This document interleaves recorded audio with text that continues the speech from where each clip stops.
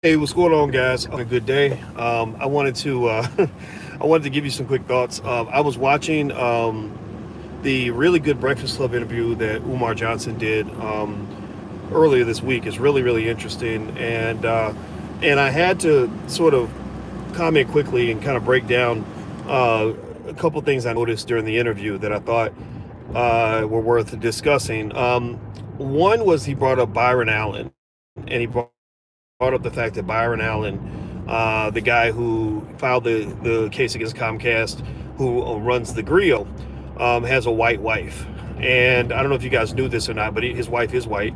And it's really fascinating because Byron Allen, when he was on the Breakfast Club, there was a lot of black talk, very strong black talk, which I really liked. I really enjoyed hearing him call out Obama for what his presidency really represented. It didn't do much for black people.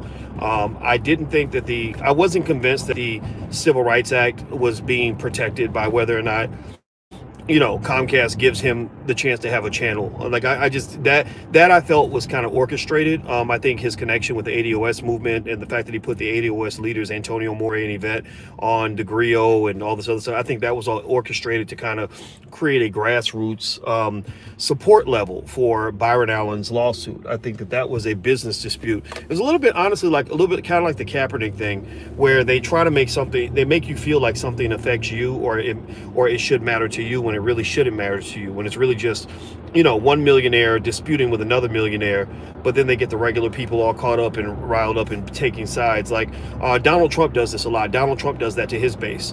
Donald Trump's a billionaire. He don't give a shit about poor people. He don't give a shit about toothless rednecks in the back mountains of Tennessee, but he gets them caught up in his battles. He gets them to think that his battles are their battles. And so millionaires kind of do, wealthy people do that. Now, I'm not trying to say that that battles are never worth fighting or that there aren't issues that might affect you.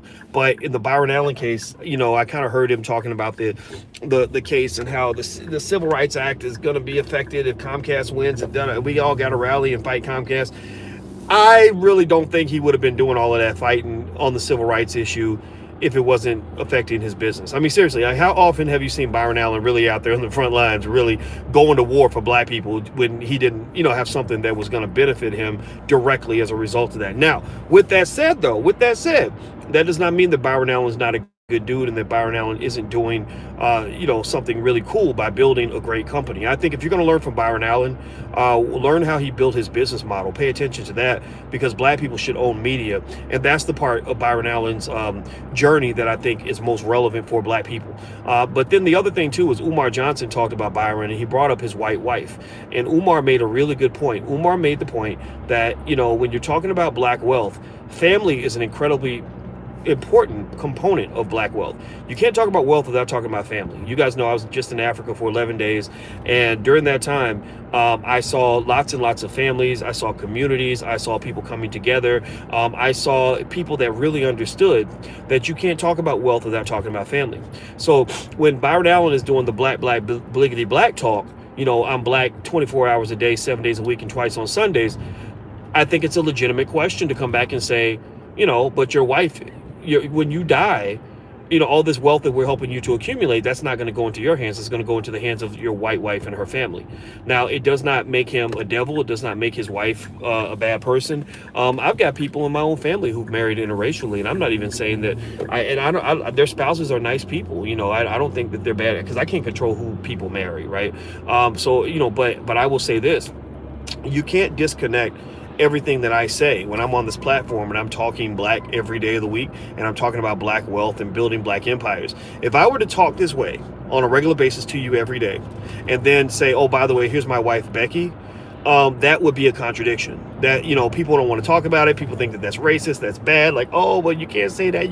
People can't choose who they fall in love with. No, you can. Because I told you guys years ago, long before I ever met my wife to be, I told y'all, I said, I don't know if I'm gonna get married one day. I'm not gonna let y'all pressure me. You can talk shit all day about my relationship, but I'm not gonna let you pressure me to get married. But if I do get married, it will be a black woman. Period. There won't be no like, oh, well, I never thought it was going to happen. And one day I woke up, you wake up and suddenly you're in love. Or I slipped and fell and landed in her vagina, right? Seriously, like people come up with all kinds of bullshit about why they just happen to fall in love with the wrong person. No, you can decide where you will open your heart and where you will not open your heart.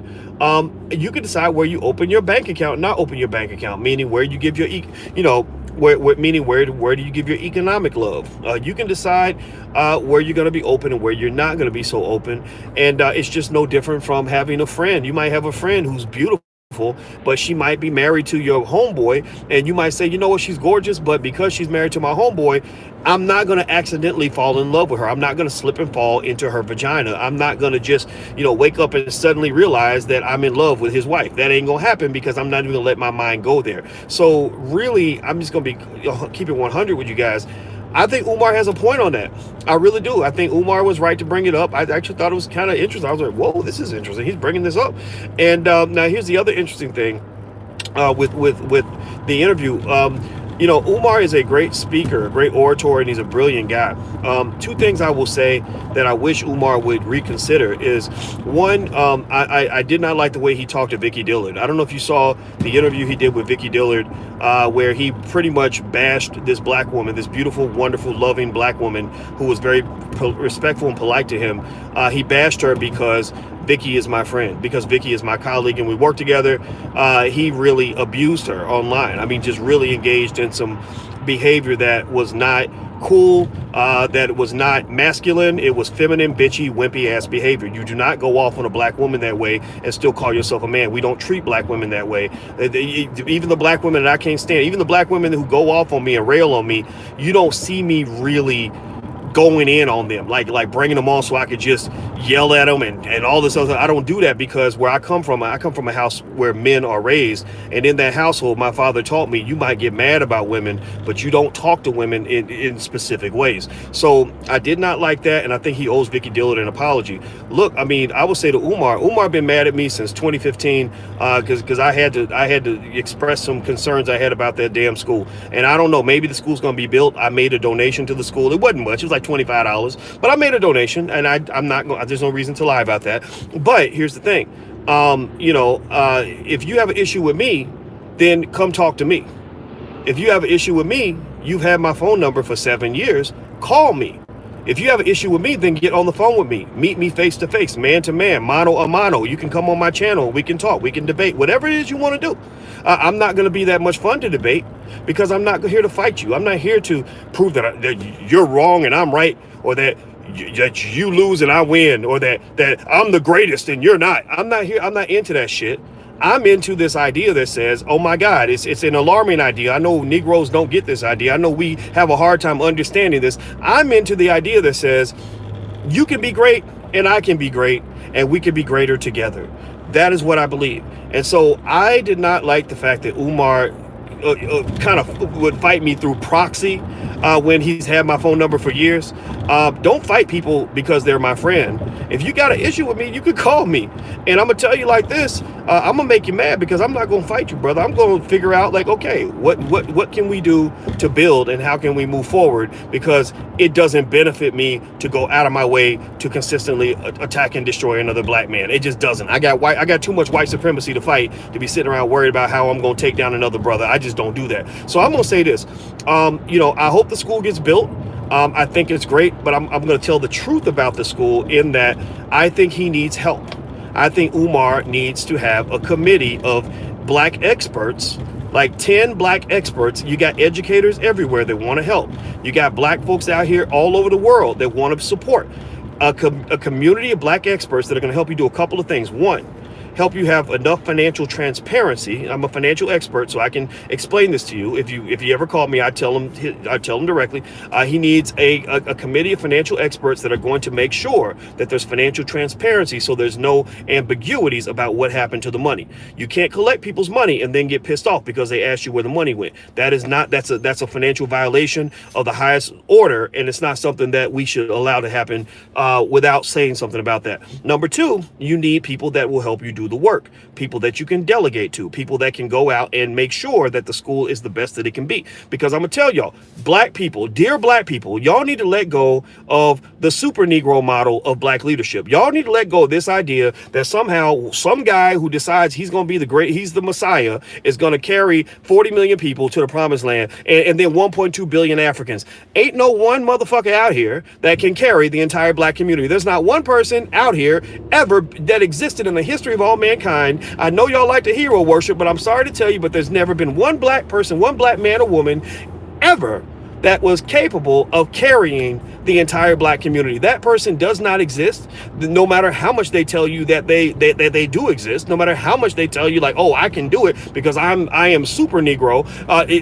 There is no black person that has ever been able to do all the work by themselves. So if the school that Umar built, because Umar is such a great orator, he is so smart, it would be so great for him to have some help. I don't even want to, I'm not even talking about me. I'm talking about just people out here in the community that want to help, because I think the school could be great. I would send my children to a school like that. I actually lost a friend. There was this professor at Princeton. I forgot her name. I think she's part of the LGBT community. So she got pissed off because I supported Umar's school, because I publicly stated that I met Umar. He's a great orator and I want his school to do well. And do you know what happened? She told me that she did not want to be my friend anymore. Imani Perry, that's the name, Imani Perry. I got the Facebook message somewhere, and she said that basically she didn't want anything to do with me because I supported Umar's school. So at the end of the day, I want to see the school succeed. I want to see him win, but I don't just want to see him win. More importantly, I want to see us win. And the thing is that the us can't win if we all focus on the me. If we're all thinking about me and I am the greatest and I am the only and I am the most sought after and I am the Messiah and the Madonna and the Holy Grail and the Grand Poobah, if that's the mentality of our leaders, then we ain't gonna never get no motherfucking where, because all they gotta do, all COINTELPRO got to do is go put some big booty woman next to that man and get him caught up in the scandal. Or maybe they can just, do what they did with Malcolm and Martin and go make sure that somebody puts a bullet in the dome so that the whole movement dies. The movement does not need to be one person. It needs to be everybody. And that's what I would add. That's what I would supplement when it comes to the school. The other thing about the school thing, last point I'm gonna make on it, and I gotta go in a second because I'm almost at my destination, is this. You don't need one super school to educate, 40 million black people and 1.2 billion black people in the diaspora, or 2 billion, however, whatever the total is. One super school, no matter how great the Frederick Douglass Marcus Garvey Academy is, one mega school is not going to be enough. One mega school ain't even going to be 1% of 1% of 1% of what we need. Black people don't need one mega school or one super soldier to win a war. Go study military history. Go study World War II. When the Russians were attacked by the Germans and Joseph Stalin had to find a way to defeat Adolf Hitler, he did not defeat Adolf Hitler with one super soldier or one really great tank or one amazing airplane. He defeated he defeated Adolf Hitler with tens of millions of soldiers. He said, oh, you killed my first million soldiers. Now I got 3 million more that are coming to get that ass. Right? So black people don't need one super Negro. We don't need one super school.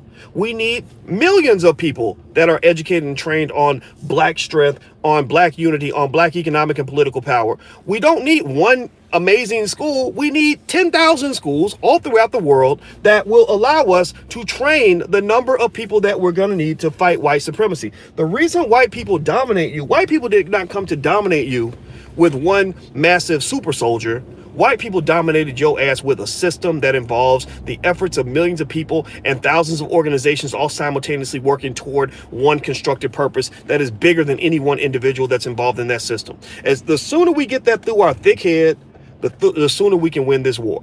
So again, I say this, and every time I know when I say Umar's name, he gets all prickly and stuff, and he starts getting all mad because he's very sensitive. But I give zero fucks about that right now, or at any point in the past. I've never given a fuck. Just so you know, I've never really cared what people thought. I just control my words because I want to be strategic, right? I'm military with this shit. But this is one situation where I say I will sit down with any brother that has a good agenda or a good good set of ideas that has something that they contribute, and I will bring to the table the weight that I have to help us to achieve this goal. That's why I was in Ghana. I talked to dozens of people in Ghana, and that's why I'm going to go to other African countries. I'm going all throughout the United States. I've gone to over 100 different cities throughout the US on our own dime, because I'm looking for solutions, and that's what I think we need to find as black people, and that's just my 2 cents on it. So I'm going to conclude by basically making this final clear point, and I know I don't care, and the thing is, when people get real sensitive, it doesn't matter what you say, they're gonna get pissed off anyway, but it doesn't matter. But I don't care about that.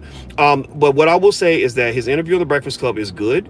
It's worth watching. He did a great job, and he's an interesting guest, and he said a lot of things that I agreed with, and I actually enjoyed the interview very much. So I'm about to go, guys. I hope you guys have a good day. I gotta find my place to park, so I'll see you soon. Please hit the thumbs up button, share and subscribe button if you haven't done this yet. I'd appreciate it, and I'll talk to you guys soon. Take care. Peace.